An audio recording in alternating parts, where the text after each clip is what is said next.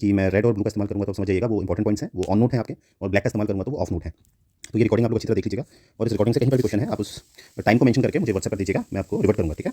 और तो कोशिश ये करेंगे कि आपको इजीली समझ में आ जाए सब कुछ, ठीक है। तो हम पढ़ रहे थे climate of India, right, climate of India. अब क्लाइमेट ऑफ इंडिया में देखिएगा हमने पढ़ा था salient features of Indian climate, ठीक है। अब क्लाइमेट में हमने पढ़ाई है कि जो एक एवरेज टेम्परेचर होता है, या ह्यूमिडिटी होती है, या विंड होता है, या प्रेसिपिटेशन होता है 30 सालों का, 30 ईयर्स का जो एवरेज हमारा टेम्परेचर है, रेनफॉल है, उस हिसाब से हम उसका एक एवरेज निकालते हैं 30 सालों का, मिनिमम 30 ईयर्स का, उसको हम क्लाइमेट कहते हैं, राइट।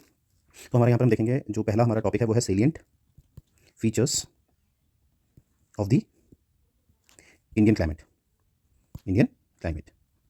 तो salient feature of the Indian climate, salient मतलब होता है अति महत्वपूर्ण, विशेष है जो। तो इसमें हम देखते हैं सबसे पहले क्या है, सबसे पहले इसमें हम पढ़ेंगे रिवर्सल। इस पर हमने चर्चा ऑलरेडी करी थी प्रीवियस वाली क्लास में, अगर आपको याद हो, रिवर्सल विंड्स, जिसमें हमने क्या देखा था कि जो विंड्स होती हैं, ठीक है, वो सीज़न के हिसाब से चेंज होती है।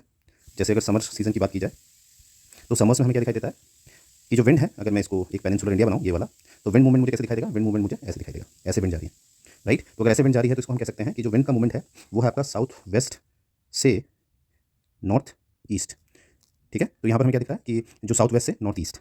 वैसे ही अगर हम देखें विंटर्स का, तो विंटर्स का इसका जस्ट वाइस वर्सा हमें दिखाई देगा, ठीक है। तो जैसे कि ये पेनिनसुलर इंडिया है, राइट, और विंड का मूवमेंट हमें क्या दिखाई दे रहा है, ऐसा। तो विंड का मूवमेंट ऐसा दिखाई दे रहा है तो हम क्या समझ रहे हैं कि विंटर्स में क्या है कि जो विंड है हमारी वो नॉर्थ ईस्ट से जा रही है आपकी साउथ वेस्ट, नॉर्थ ईस्ट से जा रही है साउथ वेस्ट।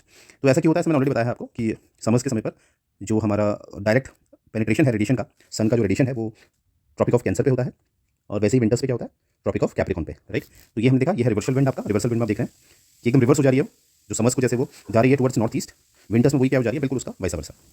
तो ये है आपका रिवर्सल विंड्स का कॉन्सेप्ट। सेकंड देखते हैं, सेकंड है आपका formation of alternating high and low pressure, high and low pressure areas.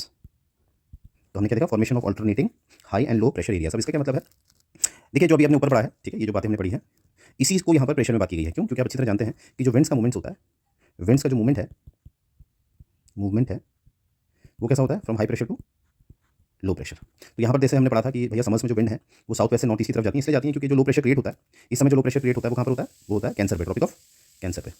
वैसा ही ये जो मूवमेंट दिखा है आपको विंटर्स में,